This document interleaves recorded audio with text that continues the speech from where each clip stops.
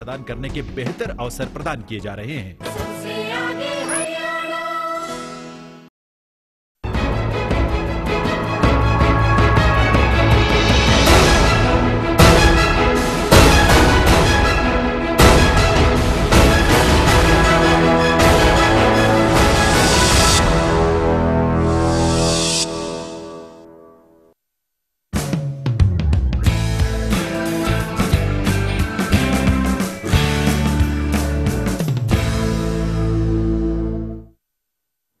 नमस्कार, news line देख रहे हैं आप और मैं हूं नेहा माहेश्वरी।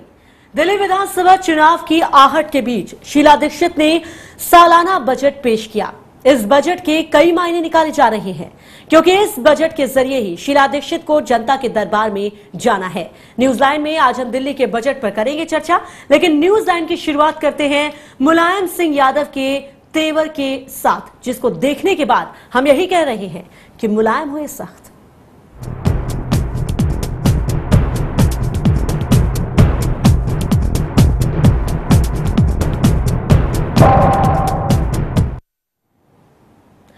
तो मुलायम सिंह यादव सरकार से वाकई में मोलभाव करने के मूड में दिख रहे हैं क्योंकि एसपी पार्टी बेनी प्रसाद वर्मा के इस्तीफे से कम कुछ भी नहीं चाह रही और ऐसे वक्त में मुलायम सिंह यादव ने सरकार का बाहा मरोड़ा है। जिस वक्त सरकार को सत्ता के पहिए को आगे बढ़ाने के लिए साइकिल के साथ की जरूरत है। इतिहास गवाह है, जब भी राजनीति के उबड़ खाबड़ डगर पर हाथ कमजोर हुआ है तब तब हाथ को साइकिल ने सहारा दिया है।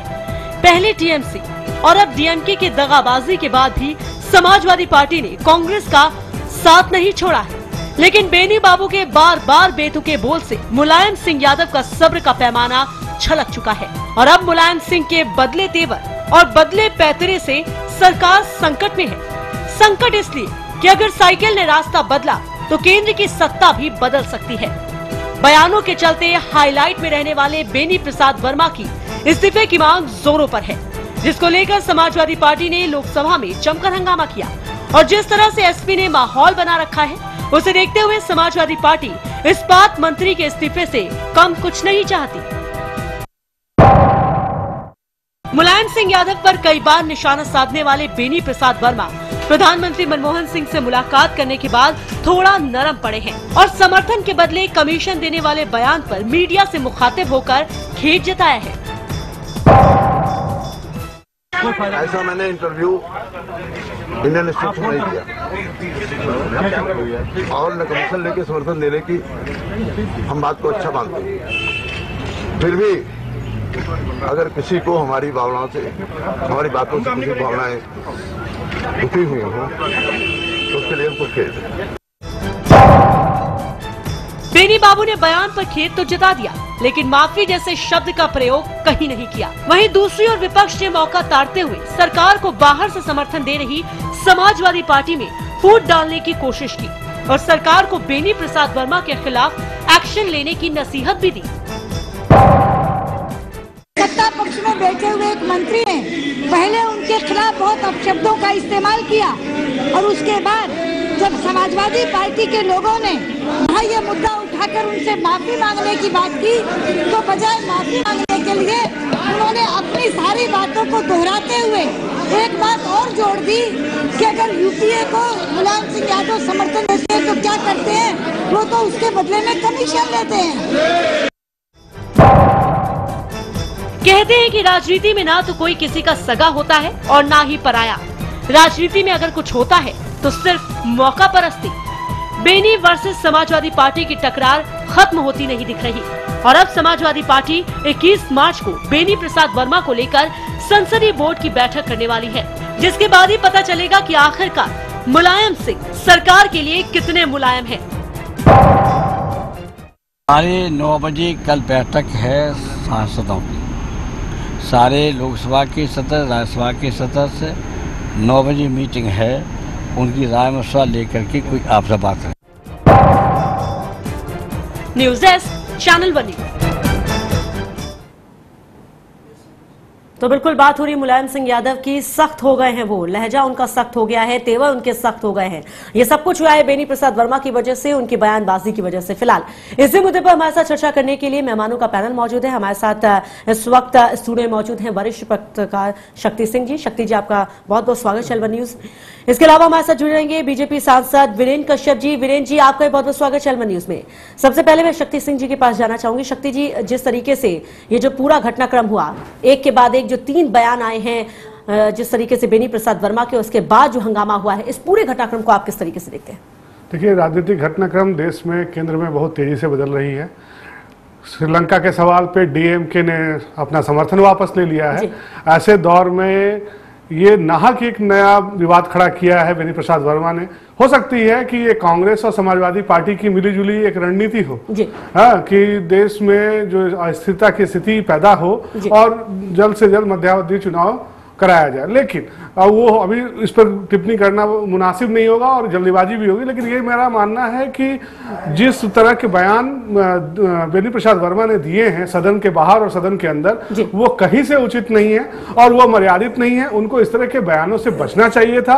वो केंद्र के मंत्री हैं और मंत्री पद पे रहते हुए वो जिन्होंने जिस तरह का शब्दों का प्रयोग उन्होंने एक मुलायम सिंह के खिलाफ और समाजवादी पार्टी के नेताओं के खिलाफ यूज किया है, वो कहीं से न्याय उचित नहीं है। ऐसी स्थिति में ये अफरा तफरी का जो माहौल है, ये तो बनना जायज था, ठीक है। और मुलायम सिंह को भी आज मालूम है कि उनके जो महत्ता है सरकार के लिए कितना महत्वपूर्ण है और वो उसी चीज का फायदा उठाना चाहते हैं। बिल्कुल, और हमेशा से उठाते भी आए। हमारे साथ वीरेंद्र जी हैं। वीरेंद्र जी, जिस तरीके से बेनी प्रसाद वर्मा की बात हो रही है और साथ ही साथ मुलायम सिंह यादव की बात हो रही है, इस पूरे घटनाक्रम को लेकर बीजेपी की तरफ से तो प्रतिक्रिया दे दी गई है। सुषमा स्वराज ने साथ दिया है मुलायम सिंह यादव का और बेनी प्रसाद वर्मा की मुखालफत की है। लेकिन यहां पर आपसे जानना चाहेंगे, जो बात यहां पर शक्ति जी ने कही कि कहीं ऐसा पर्दे के पीछे का कोई खेल तो नहीं चल रहा कांग्रेस और यहां पर समाजवादी पार्टी के बीच में, क्या लगता है आपको?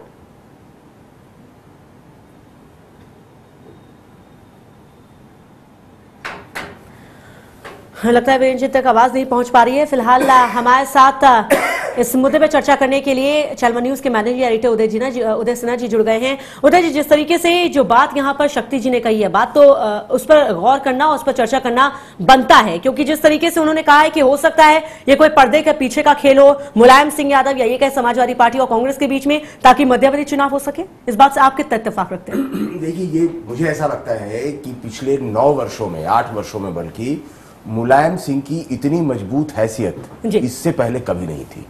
तो मुलायम सिंह हमेशा ये चाहेंगे कि मैक्सिमम बार्गेन कर पाए इस सरकार से। वो सरकार से बार्गेनिंग कुछ भी हो सकता है। मंत्रिपरिषद में एक पद हो सकता है और उसके बाद एक अलायंस का कुछ शर्तें हो सकती हैं, क्योंकि मुलायम सिंह भी जानते हैं इस बात को कि अगर तुरंत चुनाव हो जाए तो चुनाव होने के बाद से उनकी पार्टी सबसे ज्यादा खामियाजा भुगतेगी उत्तर प्रदेश में। इसलिए मुलायम सिंह कुछ बातचीत, कुछ डील, कुछ इस तरीके की बातें जरूर कर रहे हैं, क्योंकि मुलायम सिंह बहुत ही मजबूत स्थिति में है और उनको इस बात का एहसास है। बिल्कुल, यानी कि कहीं ना कहीं बार्गेनिंग तो चल रही है, लेकिन किसको फायदा होगा, किसको नुकसान। फिलहाल वीरेंद्र जी हमारे साथ जुड़ गए हैं। वीरेंद्र जी, सवाल ये जो उठ रहा है कि कहीं ऐसा तो नहीं कि पर्दे के पीछे कोई खेल चल रहा है कांग्रेस और समाजवादी पार्टी के बीच में, कि मध्यवर्ती चुनाव हो जाएं, और यही चाहती है कांग्रेस, यही चाहती है समाजवादी पार्टी। आप इससे कितना इत्तेफाक रखते हैं? आपकी पार्टी कितना इत्तेफाक रखती है? देखो, जहां तक यूपीए सरकार की बात है, पिछले जिस तरह से 9 साल से यूपीए की सरकार चल रही है झटके देकर, और जिस तरह से यूपीए सरकार पूरी तरह से फेल हुई है हर इश्यूज पर, चाहे वो महंगाई का इशू हो, भ्रष्टाचार का इशू हो, ये सारे मामले हैं कि उसमें यूपीए सरकार पूरी तरह से असफल रही है। और दूसरी तरफ जो है वो आज सरकार जो केंद्र में है, यूपीए की सरकार गठबंधन की सरकार है, उनके पास पूरा नंबर नहीं है, वो दूसरी पार्टियों पर निर्भर है। और जिस तरह से अभी तेलुगु अपने तमिल इशू पर जो डीएमके ने जो अपना समर्थन वापस लिया है, आज समाजवादी पार्टी, इसमें कोई दो राय नहीं कि वो बाहर से समर्थन कर रही है, और बाहर से समर्थन सरकार को चाहिए तो मुलायम सिंह को साथ रखना जो है वो कांग्रेस की, आज मैं समझता हूं वो एक किस्म से उनकी जरूरत जी, जी, बन गई है जी। पर जिस तरह से एक इशू बन गया है जी। आज ये बेनी प्रसाद जी ने जिस तरह से बात रखी, किस प्रकार से मुलायम सिंह जी पर अटैक किया, असभ्य भाषा का प्रयोग किया जी। तो वो उससे जो है आज मुलायम सिंह जी की जो समाजवादी पार्टी है वो काफी तेवर उसके तीखे हो गए हैं। कल और आज में काफी तेवर तीखे हैं। जी, जी, जी। और मैं ये समझता हूं कि कांग्रेस किस तरह से इसको मैनेज करती है ये तो अब कांग्रेस ने देखना है जी। पर हम इतना जरूर कहना चाहते हैं कि जिस तरह से बेनी प्रसाद जी अपनी भाषा का प्रयोग करते हैं और कभी भी किसी पर भी अभद्र भाषा का प्रयोग कर लेते हैं वो अच्छी बात नहीं। बिल्कुल वीरेंद्र जी सवाल फिर से मैं दोहराना चाहूंगी। वीरेंद्र जी सवाल मैं फिर से दोहराना चाहूंगी, कहीं पर्दे के पीछे कोई डील तो नहीं हुई है मध्यप्रदेश चुनाव को लेकर? इस बात से कितना इत्तेफाक रखते हैं आप? देखो राजनीति में तो कुछ भी हो सकता है और गठबंधन की राजनीति है, इसके पीछे क्या चाल चल रही है, क्या राजनीति खेली जा रही है ये तो यही लोग जाने। पर हम तो यही समझते हैं कि जितना जल्दी हो इस सरकार से छुटकारा पाया जाए। बिल्कुल, यानी कि आप भी मध्यप्रदेश चुनाव के पक्ष में। शक्ति जी हमारे साथ हैं। शक्ति जी जिस तरीके से हम तो चाहते हैं, हम तो कई दिन से कह रहे हैं कि ये सरकार जो है ये बिल्कुल जन विरोधी सरकार है, किसान विरोधी सरकार है, दलित विरोधी सरकार है, मजदूर विरोधी सरकार है, कर्मचारी विरोधी सरकार है। सेक्शन समाज का कोई भी वर्ग ऐसा नहीं है कि जो जिस सेक्शन के लिए यूपीए की सरकार ने कोई काम यानी कि सभी वर्गों की विरोधी सरकार है ये। अच्छी तरह समझते हैं। बिल्कुल सभी वर्गों की विरोधी सरकार। शक्ति जी हमारे साथ हैं। शक्ति जी अभी जिस तरीके से उद्धव जी ने कहा कि मुलायम सिंह यादव इस समय मजबूत स्थिति में है, लेकिन वो अगर वो नहीं चाहते कि मध्यप्रदेश चुनाव हो क्योंकि कहीं ना कहीं नुकसान झेलना पड़ सकता है। लेकिन आपको भी याद होगा कि जब उत्तर प्रदेश में सरकार बनी थी और उसके बाद जब प्रचार प्रसार शुरू किया गया था तो ये कहा गया था मुलायम सिंह यादव की तरफ से, उनकी पार्टी की तरफ से कि 2012 तुमने फतेह कर ली लेकिन अब 2014 की बारी है। और बातों ही बातों में इशारा भी ये किया गया था कि वक्त से पहले चुनाव हो सकते हैं खुद समाजवादी पार्टी की तरफ से। क्या लगता है आपको, कहीं ना कहीं कुछ तो चल रहा है? नहीं, मैंने कहा ना जिस तरह से राजनीतिक घटनाक्रम देश में बदल रहे हैं और जितनी तेजी से बदल रहे हैं उसमें कुछ भी संभव है। दूसरी चीज, आज राहुल गांधी, मैंने ये बात इसलिए कही आपसे क्योंकि राहुल गांधी ने अपने कांग्रेस पार्टी के सभी सांसदों को आज हिदायत दी है, उन्होंने या उनको निर्देश दिया है कि वो अपने क्षेत्र में ध्यान दें और वो अपने चुनाव के लिए तैयार हों। दूसरी चीज, मैं जो बात आप कह रही है कि मुलायम सिंह ने जब उत्तर प्रदेश में चुनाव जीतने के बाद, सरकार बनाने के बाद ये घोषणा की, बहुत बार 2 बार उन्होंने ये कहा कि बहुत जल्दी आप लोकसभा चुनाव में जाने वाले हैं, आप उसकी तैयारी करें। जैसा उदय जी ने कहा कि वो इस समय चुनाव में नहीं जाना चाहेंगे क्योंकि सबसे ज्यादा नुकसान उनको होगा, लेकिन शायद कहीं ना कहीं मुझे ये लगता है कि अगर ये कल का दिन अगर शांतिपूर्ण तरीके से नहीं गुजरा तो मुझे ये लगता है कि वो मुलायम सिंह को ये भी मालूम है कि जितना देरी लोकसभा चुनाव में होने वाला है उससे उनको ज्यादा खामियाजा होगा बनिस्बत की कम समय में अगर चुनाव होता है तो शायद वो ज्यादा बेहतर परफॉर्म करता है। देखो उदय जी, आपको याद होगा कि जब हम चर्चा कर रहे थे बेनी प्रसाद वर्मा की जो ताजा बयान आया था गोंडा में उन्होंने दिया था, आतंकवादी और गुंडा वाला बयान, उस वक्त हम चर्चा कर रहे थे कि आखिर इस तरह की बयानबाजी क्यों करते हैं नेता। तब ये बात निकलकर सामने आई थी कि कहीं ना कहीं ये सिर्फ उनका निजी बयान नहीं हो सकता है कि पार्टी का भी कोई रोल हो सकता है कि यहाँ पर कांग्रेस की तरफ से ये पूरी रणनीति बनाई गई हो कि इस तरह का बयान दिया जाए, देखते क्या होता है। आपको ये लगता है कि अगर ये कांग्रेस की तरफ से पासा चला गया है तो पूरी तरह से इसी पासे पूरी तरह से फंसती नजर आ रही कांग्रेस? अब देखिए कांग्रेस क्या करती है, कांग्रेस कुछ लोगों को आगे करके वो लिटमस टेस्ट की तरीके से काम करती है। बेनी प्रसाद वर्मा अगर समाजवादी पार्टी पर कोई बयान दे रहे हैं तो इसका मतलब वो कहीं ना कहीं समाजवादी पार्टी के वोट को डिस्टेबलाइज कर रहे हैं क्योंकि उसका वो सीधा लाभ वो कांग्रेस पार्टी को मिलने वाला है। बिल्कुल। दूसरी बात जो हम कर रहे हैं चुनाव पर देखिए कांग्रेस कभी भी नहीं चाहेगी कि पहले चुनाव हो जाए और ये जो लोकसभा है, लोकसभा को भंग करना पड़ेगा।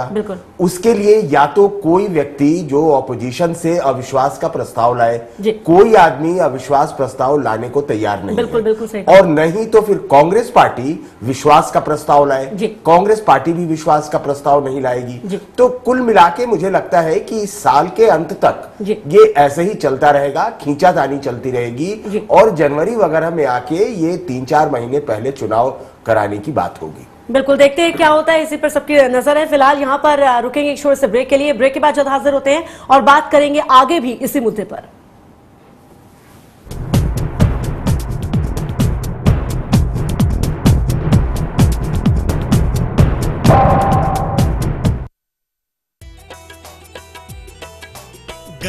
के दामों के बारे में बात कहूँ मैं खास, अपने कार्यकाल में गन्ने का दाम चढ़ा दिया आकाश। भूपेंद्र सिंह हुड्डा ने, भूपेंद्र सिंह हुड्डा ने,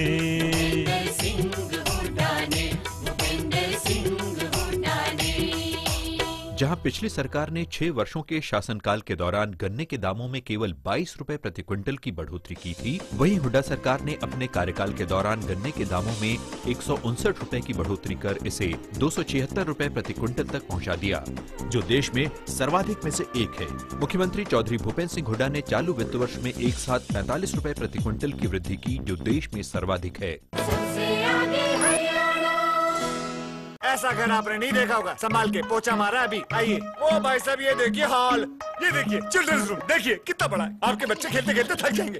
हो गया, मजे ले लिए। आइए। और यह है बेडरूम, इसकी खिड़की से तारे दिखते हैं, तारे। आपको क्या लगा प्रॉपर्टी डीलर हुआ? अरे आपको अपना घर दिखा रहा था। Pearls infrastructure. हम जानते हैं कि घर अरमान, उम्मीदों और सपनों का बना होता है, तभी तो हम घर बनाते हैं, जिंदगियां बनाते हैं। अक्षय बाथरूम कब धोगे? आज संडे है ना। 3 लाख तक अधिग्रहण की 1 एकड़ की राशि थी, किसानों के लिए धरती की ये कीमत जरा सी थी। भूपेंद्र सिंह हुड्डा ने इसे 72 लाख तक बढ़ा दिया, 33 साल तक दे रॉयल्टी, किसान शिखर पे चढ़ा दिया। 33 साल तक देकर रॉयल्टी, किसान शिखर पे चढ़ा दिया। वर्तमान हरियाणा सरकार के आने से पहले किसान भाइयों की जमीन का अधिग्रहण कौड़ियों के भाव लगभग 2 से 3 लाख रुपए प्रति एकड़ के हिसाब से किया जाता था।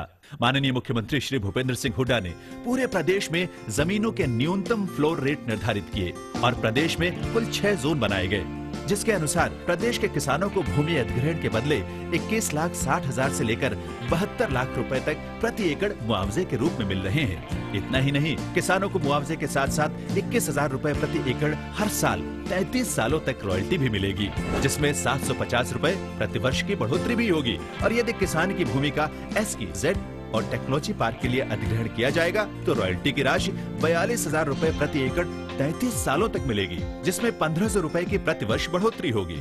विकास की प्रक्रिया में किसानों को भागीदार बनाने के लिए अब हमने लैंड पूलिंग जैसी अनूठी स्कीम बनाई है। इस स्कीम में यह इंतजाम किया गया है कि जिस किसान की भूमि का अधिग्रहण होता है वह या तो मुआवजा ले सकता है या मुआवजे की एवज में विकसित भूमि ले सकता है।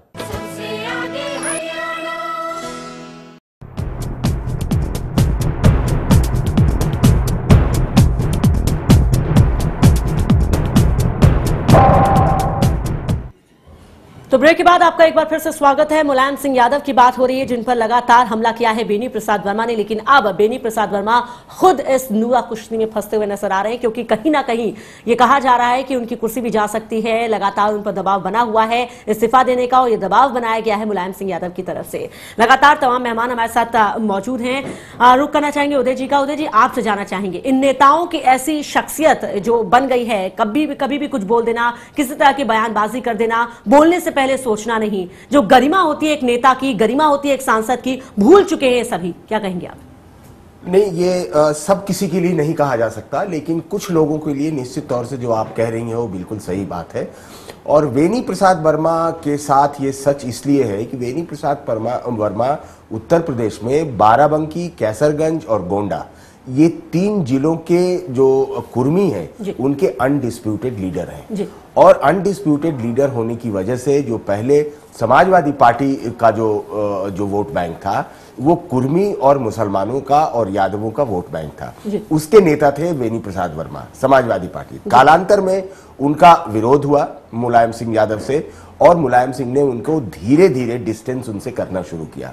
अब वो इसी यूएसपी की वजह से वो कांग्रेस में आए, और कांग्रेस में आने के बाद हालांकि जो बाराबंकी की सीट थी, बाराबंकी की सीट पीएल पुनिया के पास चली गई और उन्हें गोंडा शिफ्ट किया गया, लेकिन इसीलिए शिफ्ट किया गया कि वो कुर्मियों को वहां भी एकजुट करेंगे। कांग्रेस बेनी प्रसाद वर्मा की उपयोगिता सिर्फ कुर्मियों के वोट बैंक को अपने पास लाने तक ही देखती है, और जबकि अब जो कुर्मी है वो भी उनके एटीट्यूड की वजह से वो कुर्मी भी उनका बहुत ज्यादा साथ नहीं देता। बेनी प्रसाद वर्मा के बारे में एक बहुत ही साधारण बात वहां के उनके कॉन्स्टिट्यूएंसी के लोग कहते हैं कि वो अपनी गाड़ी का शीशा भी नीचे नहीं करते, और जब भी कोई उनसे मिलने आता है वो गाड़ी की शीशा में थोड़ा ऊपर छेद रखते हुए वो बात करते हैं, बोलते हैं जाओ जाओ जाओ जाओ। यानी अहंकार साफ तौर पर देखने को मिलता है। एटीट्यूड बहुत खराब है उनका, लोगों के प्रति एटीट्यूड अच्छा नहीं है। और वो अगर उनका जो वोट बैंक है वो वोट बैंक में, अब मुझे नहीं लगता कि वोट बैंक बहुत ज्यादा उनको पसंद करती है। उनके लड़के चुनाव हार गए हैं। अगर बेनी प्रसाद वर्मा की इतनी हैसियत होती तो अपने तमाम कुर्मी मतों को अपने बेटे को दिलवा ही देते। बिल्कुल, लेकिन शक्ति जी यहाँ सवाल ये उठता है कि कुछ वोट बैंक के खातिर अगर इतना सब कुछ बर्दाश्त कर रही है पार्टी तो क्यों बर्दाश्त कर रही है? जिस तरीके से उदय जी ने बताया कि हाल के दिनों में इतनी बड़ी शख्सियत नहीं है बेनी प्रसाद वर्मा, बावजूद इसके एक के बाद एक हैट्रिक लगाते हैं, 3 बयान देते हैं, जिसे लेकर ये सब कुछ बखेड़ा खड़ा होता है और सरकार कहीं ना कहीं मुश्किल के दौर से गुजरती है। क्या लगता है इसके पीछे कांग्रेस की, इसके पीछे पार्टी की क्या फायदा होगा जो सब कुछ सह रही है पार्टी? देखिए, उत्तर प्रदेश में कांग्रेस ने पूरा प्रयास करने के बावजूद पिछला विधानसभा बहुत अच्छा परफॉर्म नहीं किया, और उसे मालूम है कि अगर केंद्र में सरकार में वापस आना है तो उत्तर प्रदेश एक ऐसा राज्य है जहां उसको बेहतर परफॉर्म करने की जरूरत है। ठीक है, कांग्रेस तिलमिलाई हुई है अपने जो लॉस्ट ग्राउंड को खोजने के प्रयास में, और उसी का ये नतीजा मुझे लगता है, व्यक्तिगत तौर पे मेरा ये मानना है कि कहीं ना कहीं कांग्रेस पार्टी ने ही उकसाया है बेनी प्रसाद वर्मा को मुलायम सिंह के खिलाफ, क्योंकि मुलायम सिंह एक धुरी है आज उत्तर प्रदेश की राजनीति में, मायावती दूसरी धुरी है, तीसरी धुरी के लिए कांग्रेस और बीजेपी अपने में लड़ाई लड़ रहे हैं। ठीक है, तो कहीं ना कहीं ये एक राजनीतिक सोची समझी राजनीतिक कदम मुझे लगती है, और उसमें मेरा ये मानना है कि ये पूरा का पूरा जो बयानबाजी का दौर चला है मुलायम सिंह के अगेंस्ट और बेनी प्रसाद वर्मा के द्वारा, वो कहीं ना कहीं राजनीति से प्रेरित है। बिल्कुल, वीरेंद्र जी भी हमारे साथ है। वीरेंद्र जी, क्या आपको लगता है कि वाकई में ये जो सब कुछ हुआ वो राजनीति से प्रेरित है और कहीं ना कहीं बेकाबू हो चुके हैं कांग्रेसी नेता कि कभी भी कुछ भी बोल देते हैं और पार्टी का भी उससे कोई लेना देना नहीं होता, पार्टी भी कोई स्टैंड नहीं लेती, कोई कभी कोई कड़ी कार्रवाई नहीं करती? क्या लगता है आपको? देखो, एक तो आपने शुरू में कहा कि सभी राजनेता, बड़े राजनेता जी और सांसद जो है वो अभद्र भाषा का प्रयोग करना शुरू कर दिया इन लोगों ने। सभी की बात नहीं है, कुछ एक लोग ऐसे हैं। और जहां तक बेनी प्रसाद वर्मा जी की बात है, वो तो उनकी आदत बन गई है। वो कभी ना कभी 1 महीने 2 महीने में कोई ऐसी बात किसी के खिलाफ कह देंगे जिससे वो अखबारों में, चैनल पर जो है वो छाए रहते हैं। ये उनका एक स्वभाव बना हुआ है, पिछले कई सालों से हम देख रहे हैं। परंतु जहां तक कांग्रेस की बात है, कांग्रेस ने उनको उकसाया होगा या कि नहीं, वो एक अलग बात है। परंतु मुलायम सिंह जी की और अपने बेनी प्रसाद जी की, ये पहले समाजवादी रहे हैं, एक दूसरे के बिना रहते नहीं थे, परंतु उनसे अलग हो गए हैं। परंतु अब ये मैं कहना चाहता हूं कि अब इस वक्त 2 दिन पहले जब ये बयानबाजी हुई कुछ दिन पहले, तो कांग्रेस को भी ये पता नहीं था कि डीएमके जो है वो इस इशू पर जो है वो अपना समर्थन वापस ले लेगी। और विड्रॉल के बाद आपने देखा होगा कल और आज में बड़ा अंतर आ गया है। मुलायम सिंह जी के जो तेवर कल थे वो आज और आने वाले कल जो है वो क्या तेवर वो दिखाएंगे, क्योंकि उनका अब पॉलिटिकल वेट जो है, सरकार जो है इस वक्त उनके हिसाब से जो है वो चलेगी, ऐसा लगता है। और वो सारा मामला मेरे को लगता है कि मुलायम सिंह जी इस वक्त पॉलिटिकल बार्गेनिंग करने के उसमें स्थिति में आ गए हैं, क्योंकि आज डीएमके ने जो विड्रॉल किया है, ये मैं समझता हूं। पर ये बात ठीक है आपकी कि जो बड़े नेता हैं, पॉलिटिक्स में हैं, सांसद हैं, जो जिनका स्तर राजनीति में राजनेता का है, उनको हमेशा चयन जो है पब्लिक में जो भाषा का चयन है, एक लैंग्वेज का चयन है, वो बड़े तरीके से करना चाहिए, क्योंकि हर व्यक्ति एक एक शब्द जो है वो नेताओं का उसके ऊपर वो पूरी तरह से एनालिसिस करता है। आज पढ़े लिखे लोग हैं और हम तो यही चाहेंगे कि हमारे जैसे लोग भी कोई ऐसी भाषा जिसका असर जो है हमारे आने वाली पीढ़ी पर लगे, नौजवानों पर पड़े। बिल्कुल, बहुत सही कहा वीरेंद्र जी आपने कि बहुत असर पड़ता है जनता का, क्योंकि अगर जनता ने किसी नेता को चुना है तो जाहिर सी बात है वो क्या बोलते हैं, वो क्या करते हैं, कहीं ना कहीं इसका इफेक्ट जरूर पड़ता है। तो यहाँ पर सोच समझ कर बोलने की जरूरत है। बहरहाल बेनी बाबू ने जो कुछ बोला, उसके बाद जो प्रतिक्रियाएं आई हैं और जिस तरीके से पूरा बवाल खड़ा हुआ है, इससे लगता है कि जरूर सबक लेंगे बेनी प्रसाद वर्मा। बहरहाल यहाँ पर वक्त हो गया एक छोटे से ब्रेक का, लेकिन ब्रेक के बाद जब वापस आएंगे तो बात करेंगे शीला के बजट की।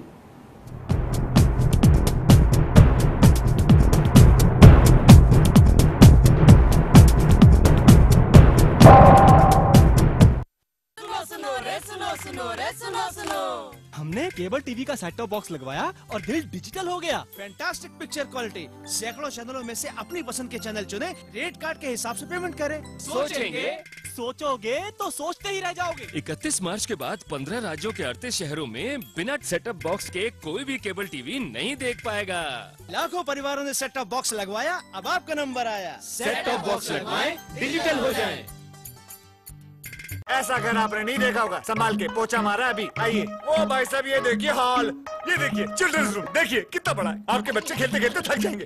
हो गया, मजे ले लिए। आइए। और यह है बेडरूम, इसकी खिड़की से तारे दिखते हैं, तारे। आपको क्या लगा प्रॉपर्टी डीलर हुआ? अरे आपको अपना घर दिखा रहा था। Pearls infrastructure. हम जानते हैं कि घर अरमान, उम्मीदों और सपनों का बना होता है, तभी तो हम घर बनाते हैं, जिंदगियां बनाते हैं। अक्षय बाथरूम कब धोगे? आज संडे है ना।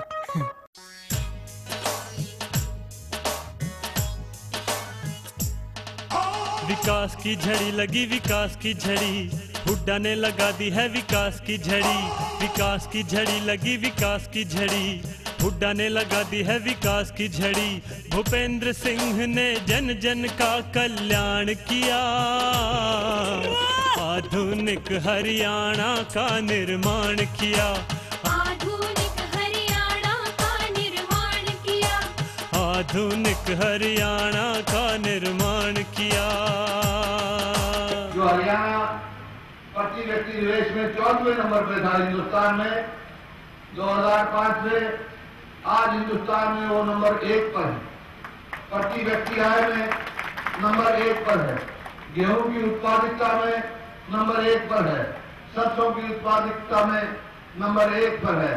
दूध उत्पादन में बहुत आगे बढ़ा, चाहे कृषि का क्षेत्र है, चाहे औद्योगिक क्षेत्र है, चाहे शिक्षा का मामला है, हर क्षेत्र में हरियाणा ने विकास किया। सबसे आगे हरियाणा।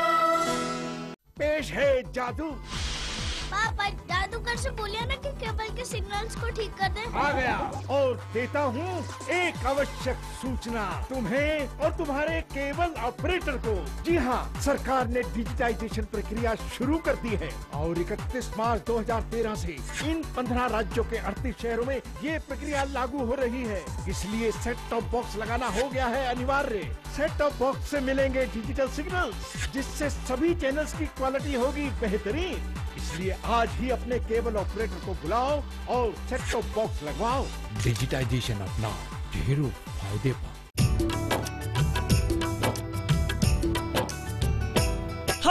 बिजली समस्या के बारे में हुड्डा ने किया विचार। 40 साल में लगा न पाई जो पिछली सरकार। हुड्डा ने लगा दिया थर्मल अपने कार्यकाल में 4 रे भैया, थर्मल लगा दिए 4 कार्यकाल में 4 रे भैया, थर्मल लगा दिए 4। बिजली किसी भी प्रदेश के विकास की धुरी है। जहां तक प्रदेश में बिजली उत्पादन का सवाल है, वर्ष 1966 से लेकर फरवरी 2005 तक 40 वर्षों के दौरान हरियाणा में बिजली का उत्पादन सिर्फ 1587 मेगावाट ही था। श्री भूपेंद्र सिंह हुड्डा ने मार्च 2005 में मुख्यमंत्री का पदभार संभालते ही प्रदेश में लगभग 5000 मेगावाट बिजली और पैदा करने का लक्ष्य रखा और इस पर तेजी से काम शुरू किया। प्रदेश में वर्तमान सरकार के कार्यकाल के दौरान अब तक 3712.8 मेगावाट बिजली उत्पादन में अतिरिक्त बढ़ोतरी हुई है, जिनमें 600 मेगावाट यमुनानगर में, 1200 मेगावाट खेदड़ हिसार में, 1500 मेगावाट झाड़ली में और 1320 मेगावाट खानपुर में शामिल हैं। पूर्ववर्ती सरकार के कार्यकाल के दौरान जुलाई 1999 से फरवरी 2005 तक बिजली उत्पादन में केवल 724.4 मेगावाट की वृद्धि हुई थी, जबकि वर्तमान सरकार के कार्यकाल के दौरान अब तक 3712.8 मेगावाट बिजली का उत्पादन करके 3 गुना से भी अधिक की बढ़ोतरी की गई है। प्रदेश में इसके अतिरिक्त 250 मेगावाट बिजली अक्षय ऊर्जा से भी मिलेगी। अब हरियाणा में बिजली का कुल उत्पादन 5300 मेगावाट हो गया है।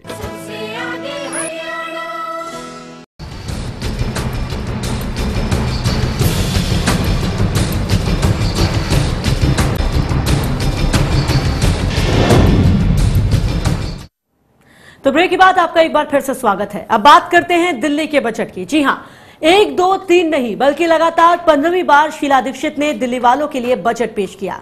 2014 दिल्ली विधानसभा चुनाव से पहले शीला दीक्षित का यह आखिरी बजट था जो टैक्स फ्री रहा। साथ ही दिल्ली के दिल पर फिर से 5 साल तक राज करने के लिए शीला दीक्षित ने बजट में लोगों को लुभाने की कोशिश की है। शीला दीक्षित ने लगातार 15वां बजट पेश कर दिल्ली की जनता का दिल जीतने की कोशिश की। चुनावी साल देखते हुए शीला दीक्षित ने फ्री बजट पेश किया। विधानसभा चुनावों से पहले शीला सरकार का आखिरी बजट रहा, जिसमें शीला दीक्षित ने दिल्ली की जनता के सामने आह नहीं वाह वाला बजट पेश किया। शीला दीक्षित ने बजट पेश करने के दौरान कहा कि पिछले साल राजधानी दिल्ली का तेजी से विकास हुआ है। 1 दशक से भी ज्यादा दिल्ली पर राज करने वाली शीला दीक्षित ने दिल्ली की जीडीपी और पर कैपिटा इनकम पर खुशी जाहिर की। The contribution of Delhi in the national GDP is 3.8%, though we are only 1.4% of the total population of our country. I am happy to state that per capita income of Delhi is about 3 times higher than the national average. I am happy to state that per capita income of Delhi is about 3 times higher than the national average. इतना ही नहीं, madam Sheila ने सरकार की जमकर तारीफ करते हुए अब तक की सारी उपलब्धियां गिनाई। शीला दीक्षित ने चुनावी साल में जनता से वादा करते हुए कहा, दिल्ली में 7 नए अस्पताल बनाए जाएंगे, योग और प्राकृतिक चिकित्सा संस्थाएं खोली जाएंगी, बुराड़ी में 200 बेड का अस्पताल बनेगा, कैट्स एम्बुलेंस की संख्या बढ़ेगी। 2009 से 2013 के बीच दिल्ली में 9 फ्लाईओवर बने। वहीं शिक्षा जगत में दम भरते हुए शीला दीक्षित ने कहा कि दिल्ली में 6 नए विश्वविद्यालय खोले गए। महिलाओं को लेकर भी कई वादे किए गए। शीला दीक्षित के मुताबिक महिलाओं को ऑटो चलाने की ट्रेनिंग दी जाएगी। लड़की और महिलाओं के लिए कर्ज योजनाएं शुरू होंगी। पानी और बिजली को लेकर भी मुख्यमंत्री की तरफ से बड़ी बड़ी बातें की गई। शीला दीक्षित के मुताबिक दिल्ली में पानी की सप्लाई बेहतर हुई है, दिल्ली में बिजली की व्यवस्था सुधरी है, तो दिल्ली में बिजली कटौती लगातार घट रही है। इन मुद्दों के अलावा भी शीला दीक्षित के पिटारे से बहुत कुछ निकला। चौथी बार दिल्ली की पिच पर नॉट आउट पारी खेलने के इरादे से शीला दीक्षित ने अपनी तरफ से जितना हो सका उतना लोक लुभावन बजट पेश किया। लेकिन सवाल ये उठता है कि क्या शीला दीक्षित का यह आखिरी बजट होगा? क्या दिल्ली का अगला बजट कोई और पेश करेगा, या फिर एक बार शीला दीक्षित लगातार 16वां बजट पेश करती नजर आएंगी? ये सब कुछ दिल्ली की जनता के मूड पर डिपेंड करता है। News desk, channel 1 news. तो दिल्ली की मुख्यमंत्री शीला दीक्षित ने 15वीं बार दिल्ली का बजट पेश किया है और दिल्ली में जल्द ही चुनाव होने वाले हैं। काफी कुछ खास इस बजट से ये माना जा रहा था कि उम्मीदें हैं, लेकिन कुल मिलाकर कह सकते हैं कि मुख्यमंत्री और खास तौर पर शीला दीक्षित किस तरीके से इस बजट को लेकर कितनी उम्मीदों पर खरी उतरी, इसी पर चर्चा करने के लिए हमारे साथ कुछ और मेहमान जुड़ गए हैं। हमारे साथ जुड़े हैं बीएसपी नेता सुरजीत सिंह जी। सुरजीत जी, आपका बहुत बहुत स्वागत है। साथ ही साथ हमारे साथ जुड़ेंगे बीजेपी नेता तेजपाल जी। सबसे पहले तेजपाल जी के पास जाना चाहूंगी। तेजपाल जी, दिल्ली का बजट है, शीला दीक्षित ने इस बजट को पेश किया है, किस तरीके से देखते हैं और कितना आप उम्मीदों पर खरा मानते हैं इस बजट को? दिल्ली का जो बजट है, श्रीमती शीला दीक्षित ने जो बजट पेश किया है जी, वो चुनावी बजट है और दिल्ली की जनता को धोखा देने वाला बजट है जी। कोई सुविधा नहीं है। दिल्ली को वर्ल्ड सिटी बनाने वाली शीला दीक्षित जी जो कह रही हैं, वो जमुना पार में आकर के देखें क्या स्थिति है।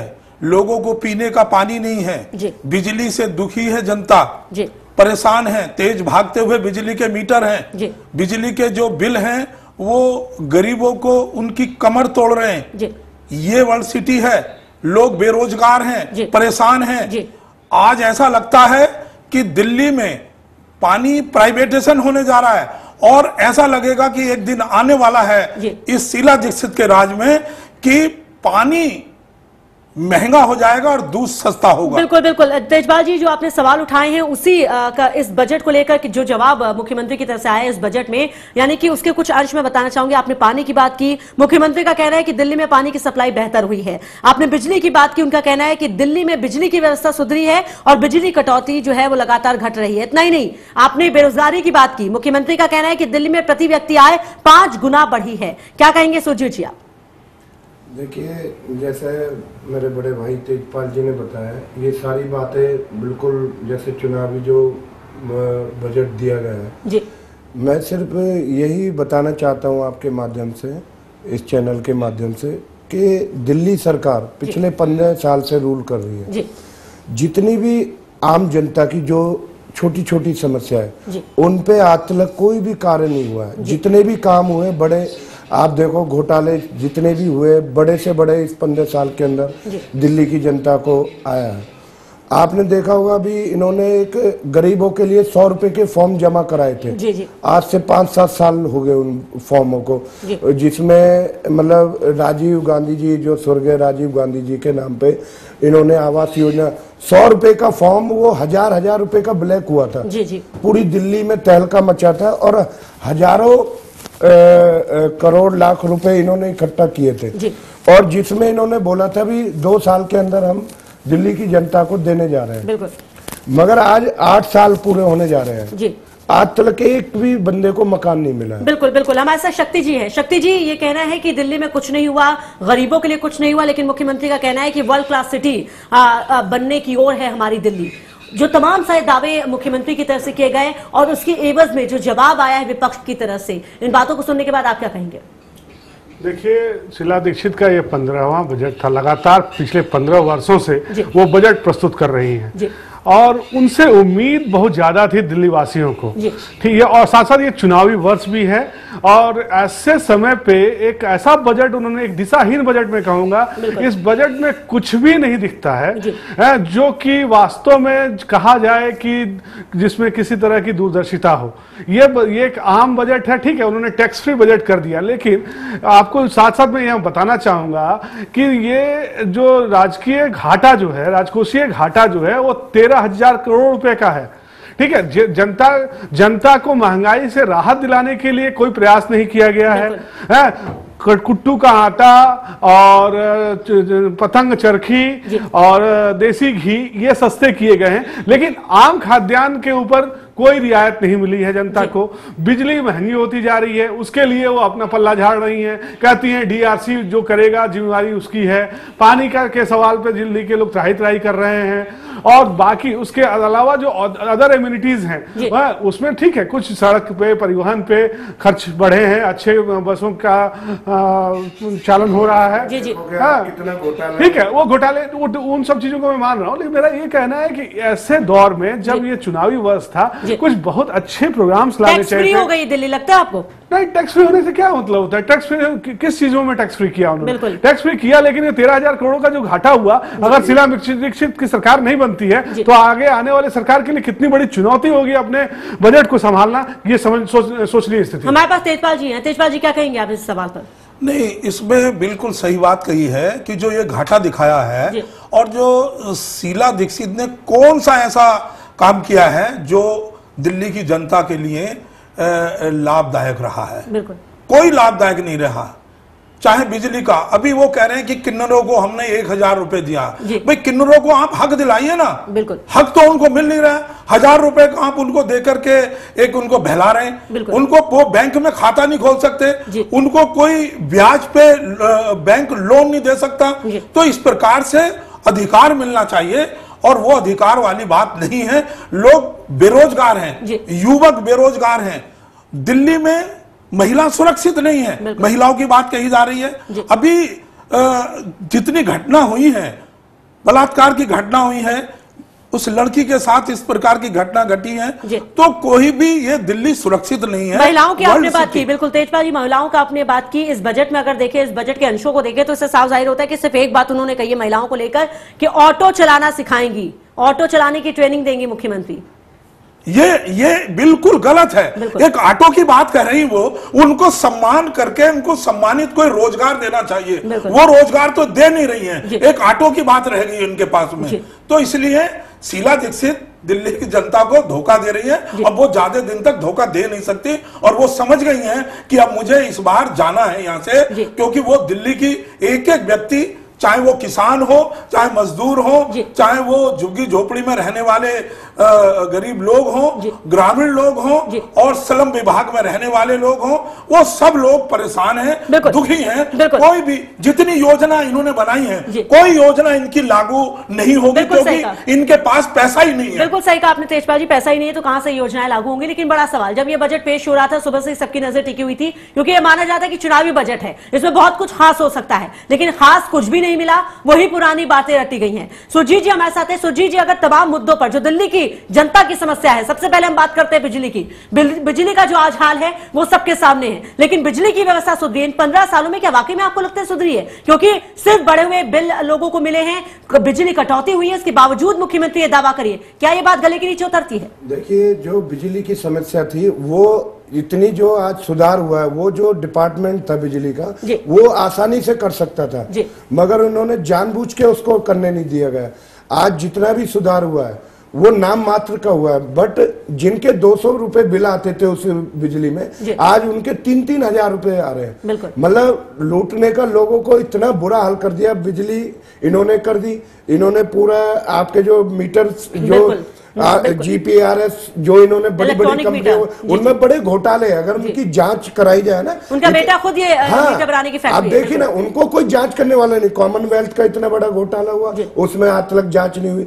आज केबल के ऊपर आपने देखा होगा जो सेट ऑफ बॉक्स वाला सिस्टम हुआ, इतना अरबों रुपए का घोटाला है कि कोई देखने वाला नहीं है। इसका बोझ आम जनता पे पड़ने वाला है। आज जो आदमी, जो गरीब आदमी था, मनोरंजन टीवी जो फ्री में या 100 रुपए में देख लेता था, उसे अब आगे आने वाले टाइम में 1000 रुपए देना पड़ेगा। मतलब इतना लोगों के, आम लोगों के साथ विश्वासघात किया जा रहा है। पूरी दिल्ली, पूरी इंडिया के अंदर आप देखोगे, आप जो आदमी 3-3 टीवी में देखते थे 100-150 रुपए में, आज उनको 300-300 रुपए के हिसाब से 900 रुपए देना पड़ेगा। जी बिल्कुल आपने सही कहा, 5 साल का नहीं बल्कि 15 साल का हिसाब यहाँ पर जनता चुकता करेगी। और जनता इन 15 सालों में क्या कुछ मुख्यमंत्री की तरफ से, शीला दीक्षित की तरफ से किया गया है, कांग्रेस की तरफ से किया गया है, उस पर ध्यान देगी। यहाँ पर हमारे साथ शक्ति जी हैं। शक्ति जी, बिजली की बात इसलिए उठाई क्योंकि ये बड़ा मुद्दा बन सकता है। अरविंद केजरीवाल की पार्टी, आम पार्टी, अब इसी मुद्दे को उठाकर जनता के बीच जा रही है, जनता का समर्थन हासिल कर रही है। कितनी मुश्किल ये बिजली आने वाले वक्त में, और इसका झटका कितना तगड़ा हो सकता है कांग्रेस के लिए? नहीं, इसका झटका तो तगड़ा होगा, क्योंकि आम व्यक्ति से जुड़ा हुआ सवाल है। आम व्यक्ति के दिन से प्रतिदिन से रूबरू होने वाला है, उसकी समस्याओं से रूबरू होने वाला है। लेकिन जिस तरह से अरविंद केजरीवाल की पार्टी, आम आदमी पार्टी, सवाल को लेकर सड़क पर संघर्ष करती हुई दिख रही है, बाकी जो विपक्षी दल है वो कहां है? वो जिन घोटालों की बात भाई सुरजीत जी कह रहे हैं, ठीक है, ये बात सही है कि ये घोटाले हुए हैं, और इन घोटालों के खिलाफ आवाज जितनी बुलंदी से सड़कों पे उतरनी चाहिए थी, आनी चाहिए थी, वो नहीं दिख रही है, जिसके कारण शीला दीक्षित अपना कार्यकाल पूरा कर रही है। तो ऐसी स्थिति में विपक्षी पार्टियों की भी जिम्मेदारी बनती है। यानी कि सीधे लफ्जों में विपक्ष नाकाम रही है यहाँ पर? नाकाम नहीं, वो सड़क वो विपक्ष भी अपने आप को जनता से जोड़ने का काम नहीं कर पाई है, और जिसका खामियाजा जनता भुगत रही है। बिल्कुल, विपक्षी पार्टी के नेता तेजपाल जी हमारे साथ है, क्या कहेंगे जवाब? बिजली आंदोलन के लिए श्री विजय गोयल जी ने और दिल्ली के पूर्व प्रदेश अध्यक्ष श्री विजेंद्र गुप्ता जी ने सड़कों पे आंदोलन किया है, और विजय गोयल जी ने तो इतना सड़कों पे गलियों तक आंदोलन पहुंचाया है, और कल भी वो डीएमसी के ऑफिस पर बिजली का आंदोलन कर रहे हैं। क्या हुआ तेजपाल जी? असल ये है क्योंकि ये बिकी हुई सरकार है जो आज ये बैठी है, ये प्राइवेट कंपनियों से इसने सौदा कर लिया है, इनके ऊपर कोई असर नहीं हो रहा है, परंतु दिल्ली की जनता जान चुकी है कि विपक्ष अपना काम कर रहा है, और समय आने पर दिल्ली की जनता उसको जवाब देगी। और कल जिस प्रकार से बहुत बड़ा आंदोलन ये बिजली ऑफिस पर होने वाला है, और श्री विजय गोयल जी इसका नेतृत्व कर रहे हैं, तो मैं समझता हूं कि दिल्ली की जनता ये समझ रही है बिजली का बहुत बड़ा घोटाला है ये, और अंबानी बंधुओं को जो जिस तरीके से इन्होंने फायदा पहुंचाने की योजना करी है, इनके खुद के विधायक जो इनके विधायक हैं, इन्होंने भी इस बात की आलोचना करी,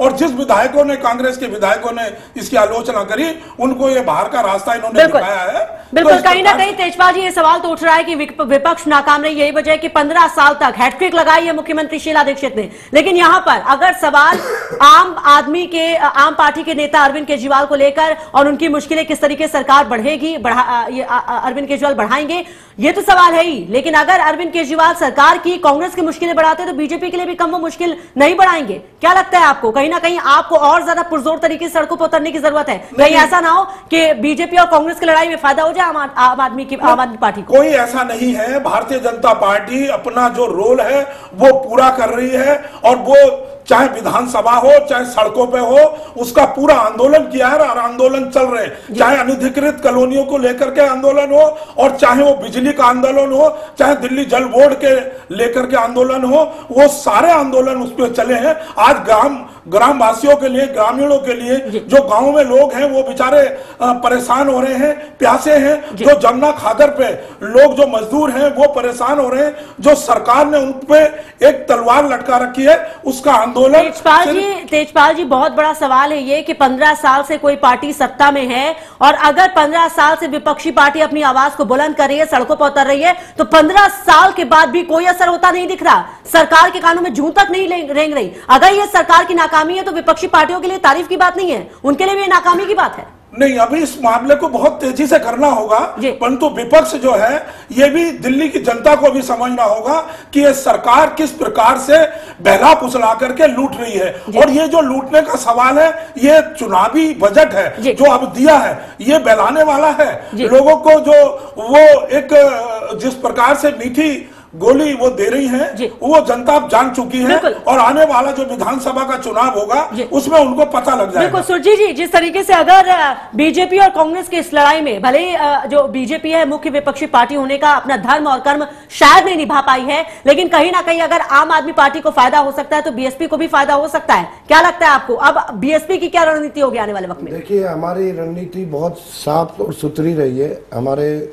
बहन कुमारी मायावती के नेतृत्व में आपने देखा होगा उत्तर प्रदेश के अंदर जो वर्ल्ड का एक टैग बना है जिसमें कार रेस होती है, 1 रुपया पब्लिक का नहीं लगा उसके अंदर, और आज करोड़ों रुपए सालाना टैक्स गवर्नमेंट को आता है काम करने की नीयत। जनता के करोड़ों रुपए मूर्तियों में मनवाने में, पार्कों में नहीं, कोई मूर्तियों में नहीं लगे। मैं वो बताना चाहता हूँ, यही तो आप लोगों को भ्रम है। हमारे दलितों पे अगर थोड़ा बहुत कोई 1-8% अगर खर्च कर दिया, आप पिछले 7 सालों में जाएंगे, 80 लाख की एक मूर्ति पार्क में लगवाई। देखिए, आपको यही मैं चीज बता देना चाहता हूँ, ये इतना गलत प्रचार किया गया है जिसका कहीं से कहीं तक दूर दूर तक नाता नहीं है।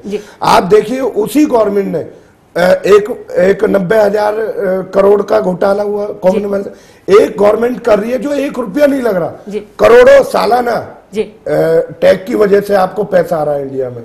और इतनी बड़ी परियोजनाएं, ताज एक्सप्रेस आगरा का देख लीजिए, वर्ल्ड का, अगर ये हिंदुस्तान के अंदर ये चीजें हो जाए तो मैं बताता हूँ दिल्ली के सारे प्रदेश। ये सवाल इस मुद्दे से जुड़ा हुआ नहीं है, लेकिन तब भी शक्ति जी से जानना चाहेंगे। शक्ति जी, जो तारीफ कर रहे हैं मायावती की और बड़ी बड़ी बातें करें कि जनता का एक पैसा भी नहीं लगा, हकीकत क्या है वो जनता भी जानती है और आप भी जानते हैं। टैक्स पेयर्स का पैसा, कैसे ये कह सकते हैं कि वो जनता का एक पैसा नहीं लगा?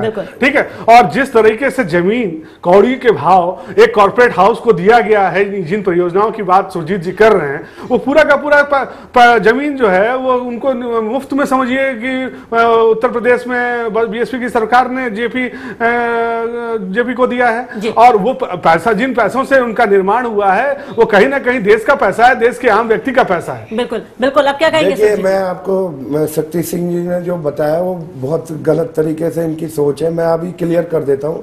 जो जमीन आपने देखी है जहाँ पर ये ताज एक्सप्रेस वो बना है, बंजर जमीन है पूरी, वहां से यहाँ तक, और वहां पर सुनो क्या मैं बताना चाहता हूँ, और धूल उड़ती है वहां, धूल, वहां कोई दूर दूर तक जाने वाला नहीं था, और ना आने वाले 50 सालों तक कोई जाने वाला था।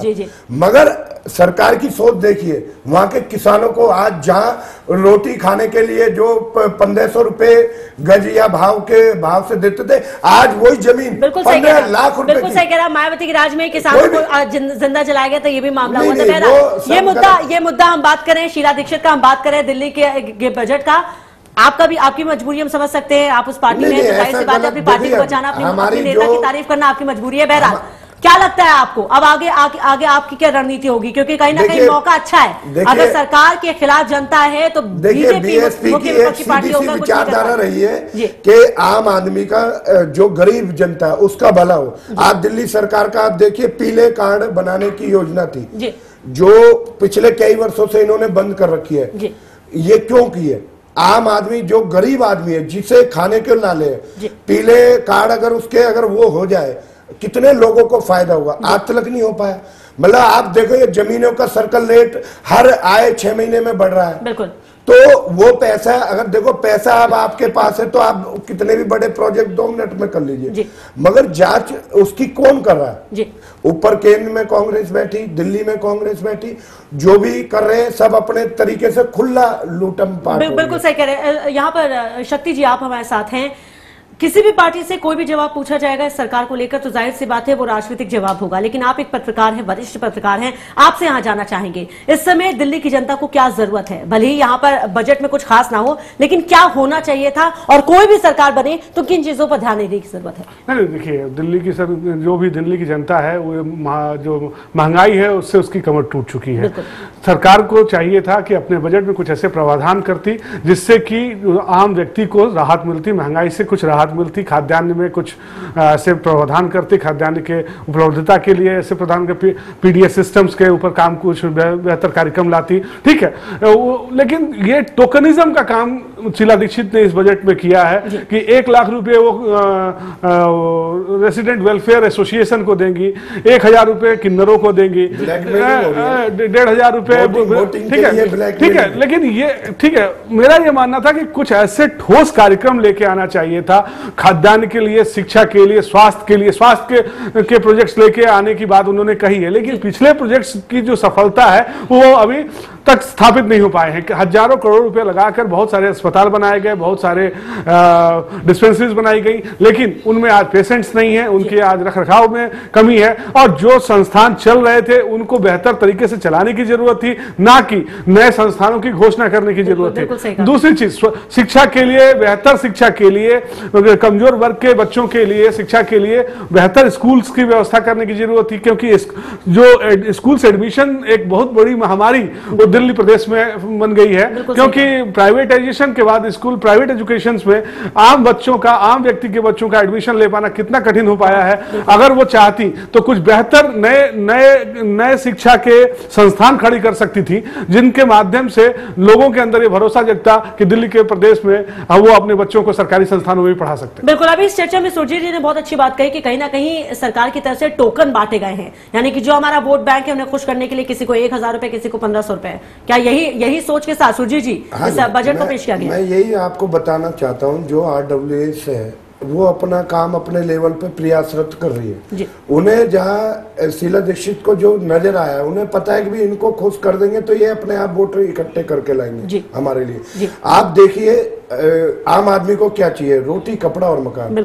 उस पे एक भी काम पूरे 15 वर्षों में शीला दीक्षित का नहीं हो पाया। इसके अलावा कि बिजली, पानी, ये जो मूलभूत जरूरतें हैं उन्हें भी पूरा इतना महंगा कर दिया गया है। आप मनोरंजन का केबल टीवी को ले लो, जो एक बहुत ही अच्छे तरीके से चल रहा था, आज वो इतना बेकार, आने वाले समय में 1000 रुपए आम आदमी दे रहा होगा एक टीवी का। बिल्कुल, ये इतना बड़ा 5 अरबों रुपए घोटाले का अगर इसकी जांच कराई जाए, मगर आम आदमी क्या है तब जागता है जब उसकी जेबें, जैसे पहले बिजली का मामला था, जब ये कह रहे थे नहीं बहुत अच्छा होगा, अब आम आदमी जब 200 का 3000 रुपए महीना बिल दे रहा है तो वो बौखला चुका है। अभी क्या है, जैसे मैंने बताया, मेरे बड़े भाई भाजपा से वो कर रहे थे, दिल्ली में क्या लोगों का सिद्धांत रहा है, कांग्रेस बीजेपी, कांग्रेस बीजेपी, बिल्कुल वही चल रही है जी। ट्रेंड दोनों रहा है। बीजेपी में कोई दमदार भूमिका आ नहीं पाई, इसीलिए कांग्रेस उसका बेनिफिट ले पाई है। आज लोगों को तीसरे चौथे विकल्प नजर आ रहे हैं, उनकी तरफ भी उनकी आशाएं बंधी है। और हम आपको सिर्फ इतना बताने देना चाहते हैं, अगर दिल्ली के अंदर बीएसपी का जिस दिन भी मजबूती से वो हो गया। आपको हम ये रोटी कपड़ा और मकान पे कभी भी किसी गरीब आदमी को दिक्कत नहीं। चुनाव के दौरान तो सभी पार्टियां दावा करती है, बहरहाल वो तो जनता ही जानती है कि कौन कितना सही है। फिलहाल हमारे साथ जिस तरीके से तेजपाल जी है, तेजपाल आपको नहीं लगता कि यहाँ मुख्यमंत्री की तरफ से जरूर दावा किया जा रहा है कि वर्ल्ड क्लास सिटी हम बना रहे हैं दिल्ली को, लेकिन आपको नहीं लगता कि अब दिल्ली महंगी होती जा रही है, आम इंसान के लिए यहाँ रहना बहुत मुश्किल हो गया, और जो लोग बाहर से आके यहाँ नौकरी करते हैं उनके लिए तो जीना ही मुश्किल हो गया यहाँ पर? दिल्ली के मुख्यमंत्री का दिल्ली की जनता को गुमराह करने का ठेका ले रखा है जी। उनका एक ही काम है, दिल्ली नगर निगम को कमजोर किया उन्होंने। दिल्ली नगर निगम को कमजोर करने के लिए उनका बजट की में कटौती की, ये उन्होंने काम किया। और जिस प्रकार से अभी ये केवल टीवी केबल चैनल वालों को जो है वो परेशान करने का षड्यंत्र रचा, और आज जो आम आदमी जो है परेशान है, दुखी है। भारतीय जनता पार्टी ने हर समय समय पर आंदोलन किए हैं और सड़कों तक आंदोलन ले जाने की आंदोलन किए, लेकिन आंदोलों का असर नहीं हुआ है। आंदोलन शायद यही असर है कि जनता करती क्या करती, क्योंकि कहीं ना कहीं ऑप्शन नहीं है। जिस तरीके से अभी यहाँ पर बात हो रही थी सुरजीत जी से, उनका भी ये कहना है कि या तो कांग्रेस या बीजेपी, लेकिन कहीं ना कहीं बीजेपी ने कुछ करके नहीं दिखाया, तो मजबूरन भैया कांग्रेस को बना दे, कम से कम दिल्ली तो सुधर रही है, दिल्ली तो बन रही है। ऐसा नहीं है, सोच जनता के साथ ये है कि दिल्ली नगर निगम में भारतीय जनता पार्टी की कांग्रेस ने शीला दीक्षित ने तोड़ करके 3 जो है नई नगर निगम का निर्माण किया, और उसमें जो उसकी सोच थी वो गंदी सोच थी, जो साजिश के साथ थी कि हम एक ना एक नगर निगम में कांग्रेस आ जाएगी। ऐसा नहीं हुआ, और दिल्ली की जनता ने अब जो है वो जान चुकी है, पहचान चुकी है, और कांग्रेस की जो सरकार है उसके अंदर की जो भूमिका है वो उनको पहचान चुकी है। वो आने वाले अब चुनाव में उनको सबक सिखाएगी, क्योंकि वो हर बात से दिल्ली की जनता दुखी है। बिल्कुल तेजपाल जी, बस यही कहना चाहेंगे कि जब जागो तभी सवेरा, कहीं ना कहीं दिल्ली का बजट पेश हो गया है, और इस बजट को चुनावी बजट कहा जा रहा है, लेकिन इसमें जनता के हित के कम ही तमाम सारी चीजें, जो उम्मीदें थी वो उम्मीदें टूटी हैं। अब आने वाले वक्त में क्या होता है, चुनाव में क्या होता है, इस पर सबकी नजर टिकी है। बहरहाल आप सभी का बहुत बहुत शुक्रिया हमारे साथ इस चर्चा में जुड़ने के लिए, और इसी के साथ न्यूज लाइन में बस इतना ही। मुझे दीजिए इजाजत, नमस्कार।